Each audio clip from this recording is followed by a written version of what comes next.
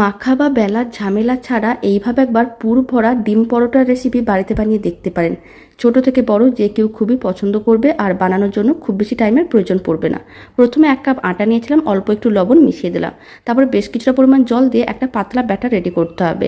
এখানে রুম টেম্পারেচারের জল দিয়ে ব্যাটারটা রেডি করেছি। তার মধ্যে আমি একটা ডিম দিয়ে দিলাম, ডিমের পরিমাণটা বেশিও দিতে পারেন।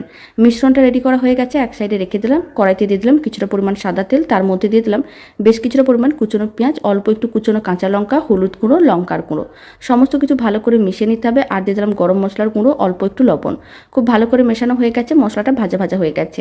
এখন আমি সেদ্ধ আলু দিয়ে দিলাম আর ভালো করে এইভাবে মিশিয়ে নিতে হবে আর 2 মিনিটের মতো নাড়াচাড়া করে নিতে হবে। আলুর পুর রেডি করা হয়ে গেছে। এবার একটা তাওয়ার মধ্যে অল্প একটু তেল ব্রাশ করে কিছুটা করে মিশ্রণ ছড়িয়ে দিতে হবে আর উপরে অল্প তেল দিয়ে দিতে হবে। তারপরে পরোটাটাকে উল্টে পাল্টে এইভাবে লাল লাল করে ভেজে নিতে হবে।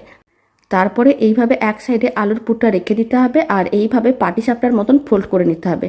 এতে পরোটাগুলো বানাতেও সুবিধা হবে, দেখতেও ভালো লাগবে, খেতেও ভালো লাগবে। আপনারাও এইভাবে পুর ভরা ডিম পরোটার রেসিপি বাড়িতে বানিয়ে দেখতে পারেন।